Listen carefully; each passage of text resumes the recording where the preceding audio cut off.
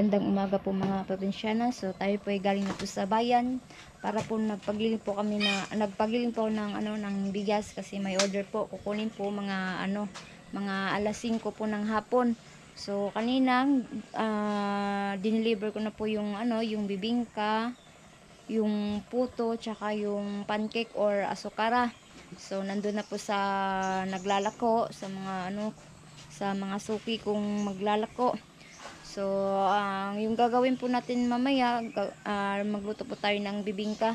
So, bago po tayo magluto, luto muna tayo ng ulam pang tanghalian. So, yung ulam po natin, yung ano ba tawag yun? Yung bistek. So, ayan, gagawa po tayo. So, ayan, oh. So, ayan, lapad. Ayan. Ayan.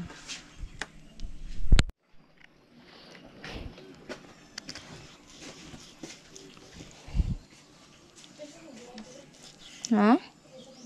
Papa na. Ganyan lang.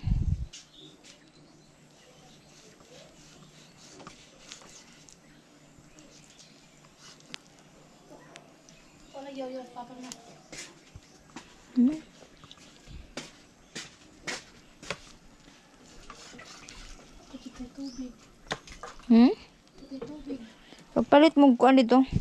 Tubig daw na ama siguro itaw. Gel. Pagpalit nga tubig ka.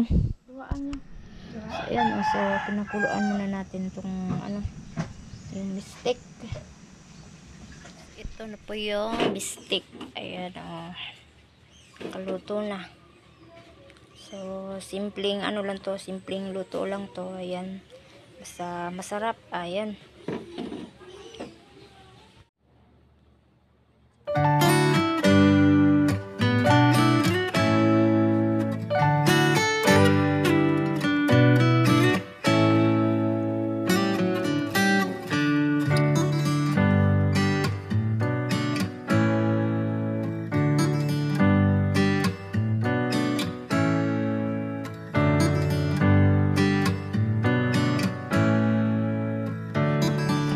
So, mag-uumpisa na po tayo magluto. So, ayan, naka-ready na yung tapos lagyan lang natin ng dahon.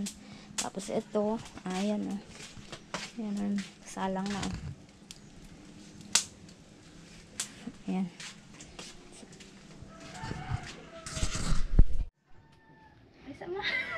Kailangan maaga. Wakis-wakis.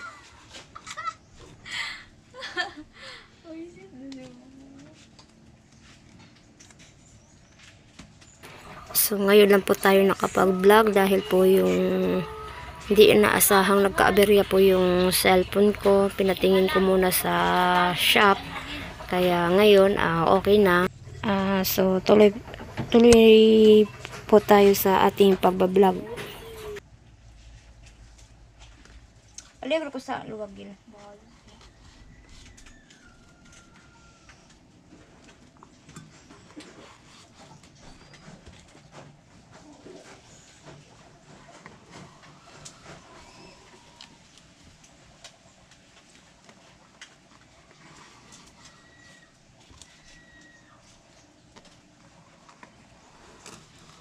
Kailan nakaputos na? 20.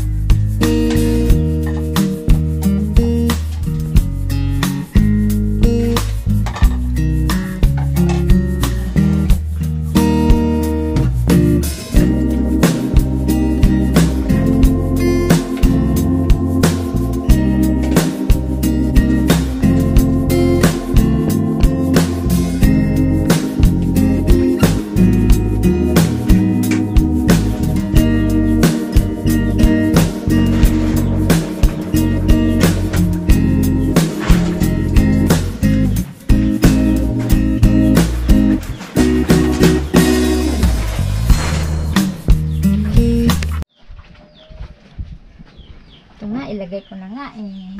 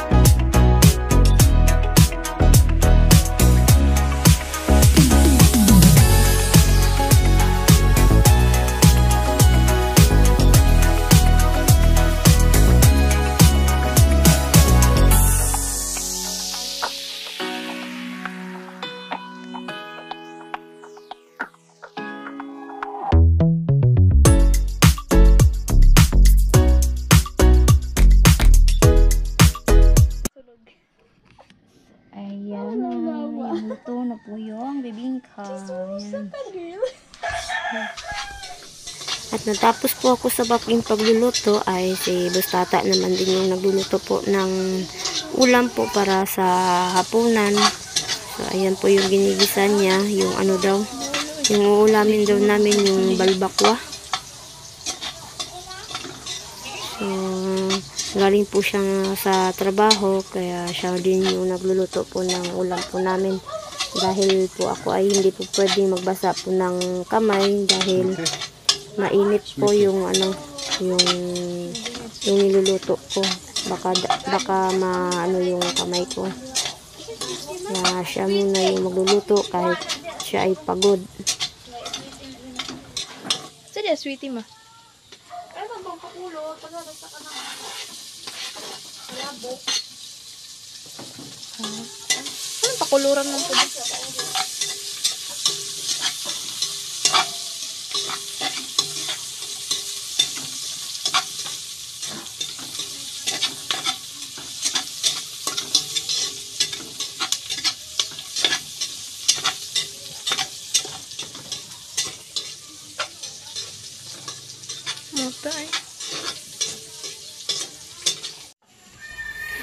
Ayan, so parang tunay po siyang nagluluto. Ayan, oh. So, niloloko po namin ni Abigail na dapat sana magsalita po siya pag nagluluto para alam niyo po kung ano po yung niluluto niya. Pero yung sabi niya, so kami lang muna daw yung magsalita dahil siya po ay nahihiya. Kasi pag umpisahan na po niyang magsalita, natatawa po siya sa sarili niya kung ano po yung mga sinasabi niya. So tata, so galingan mo yung pagluluto mo, sarapan mo para mapapasarap din kaming kumain.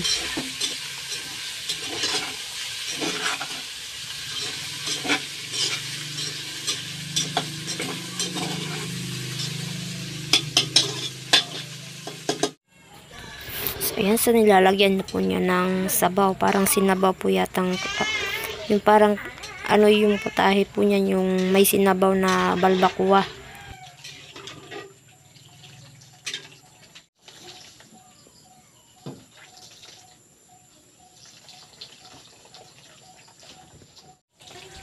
So, ayan. So, tinitimplahan na po yata ni Tata. Pagkatapos niya pong magtimpla, isang kulo lang daw po. Ayan, tapos na po. So, hanggang dito na lang po ang ating vlog, mga probinsyana. Kahit kaunti, sana masaya po kayong manunood. At marami pong salamat sa suporta. And God bless. So, paalam.